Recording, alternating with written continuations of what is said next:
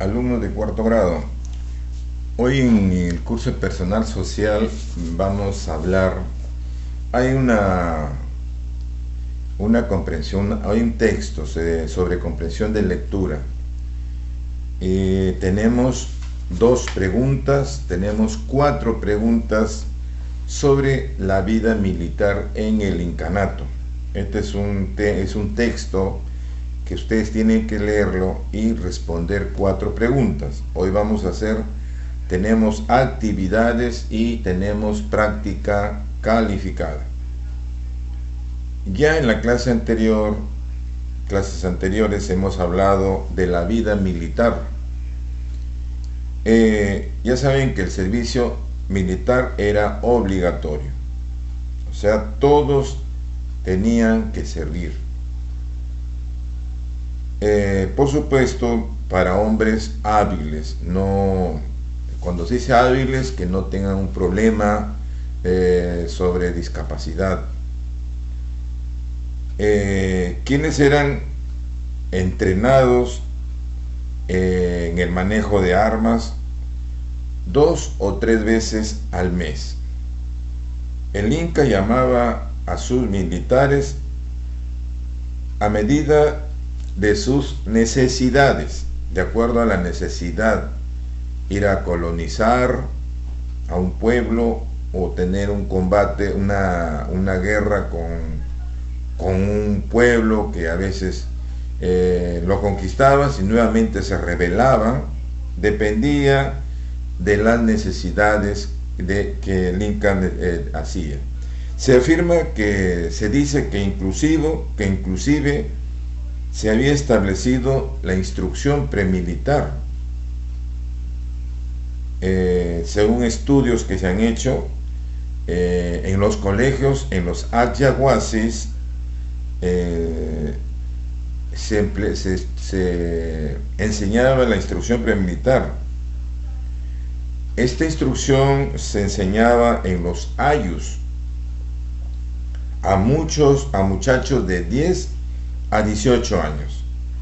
En eso sí, bueno, los ayus, porque ustedes saben que la educación en el incanato era un privilegio. Solamente estudiaban los hijos de la nobleza, pero los del pueblo, los hatunrunas, no tenían ese privilegio de estudiar en un colegio.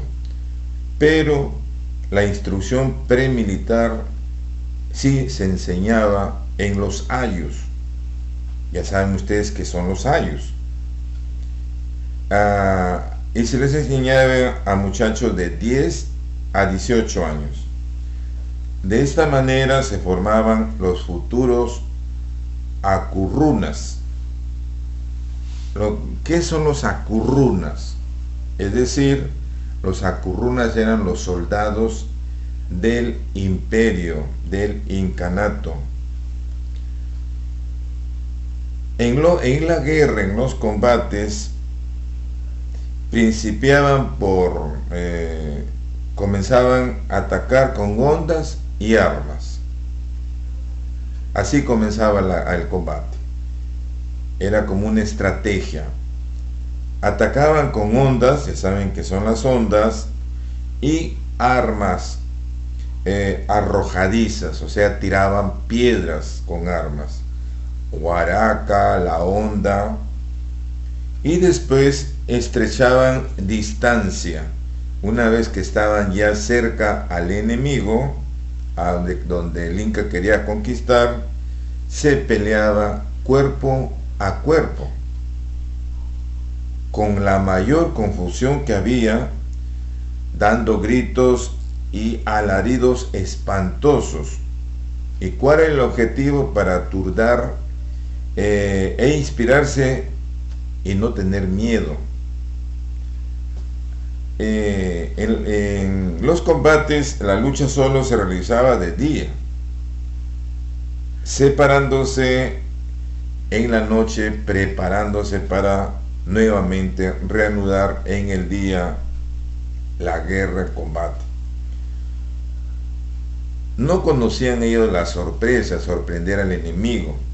pero sí las emboscadas. Ellos emboscaban al enemigo. Por ejemplo, en la parte de los cerros, en la parte alta de los cerros, allí ellos se colocaban para defenderse. ¿Y qué hacían ellos en la altura del cerro? Ellos hacían resbalar desde la altura unas enormes piedras. Ya saben que cuando hablamos hablamos de las armas ofensivas, ¿se acuerdan de las galgas? Las galgas eran esas piedras que estaban arriba, grandes, desde la altura del cerro, y ellos empujaban y con eso atacaban a los enemigos, a los que querían conquistar. Como les dije, en este texto tenemos cuatro preguntas. Otro texto también que está en la página 198, cuando el Inca con el ejército hacían frente, o sea, estrategias para conquistar. Ya hemos dicho que hay conquistas pacíficas y conquistas violentas. Los otros reinos que vivían en el Cusco, los reinos que estaban alrededor del Cusco, ¿no?, que eran aldeas, porque así se empezó el incanato, en una región hasta que se fue extendiendo, pero a costa de conquistar los pueblos. Las regiones que estaban en el Cusco tuvieron que pensar muy bien qué hacer frente a Pachacute. Ellos tenían que pensar, el jefe de una aldea, de una tribu, ¿no?, era el curaca, era el jefe y era el que decidía si ir con el Inca o enfrentarse al Inca.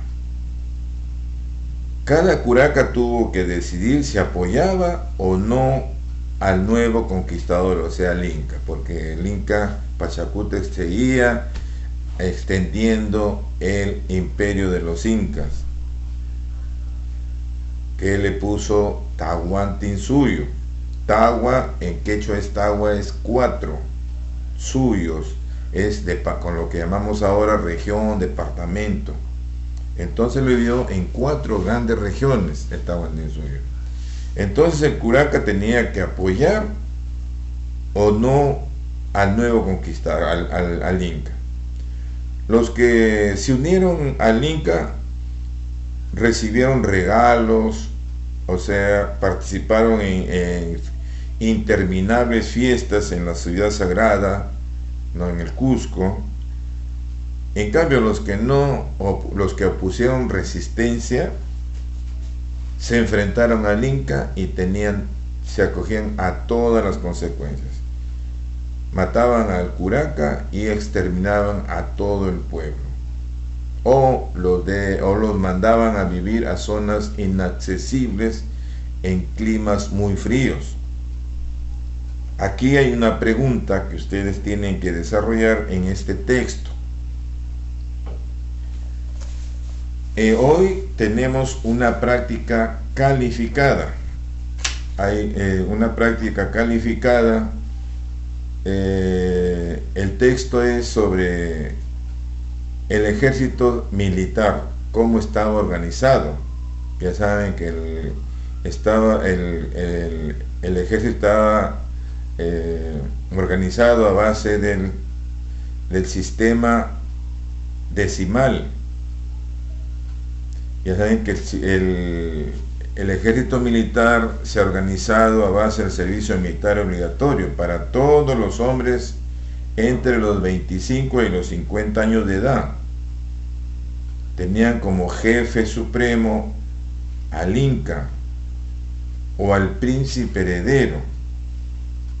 Las tropas a su vez estaban organizadas a base del sistema decimal, es decir, en unidades de 10, 100, 1000 y 10.000 al mando de los generales incas. A los generales incas se les llamaba Apusquipais. Apusquipais se le llamaba a los generales incas, y a los soldados se les llamaba acurrunas, a los soldados acurrunas. Y el general inca, el general de un ejército de los militares inca, se llamaba Apusquipay. Bien, entonces aquí tenemos 5 preguntas en este texto.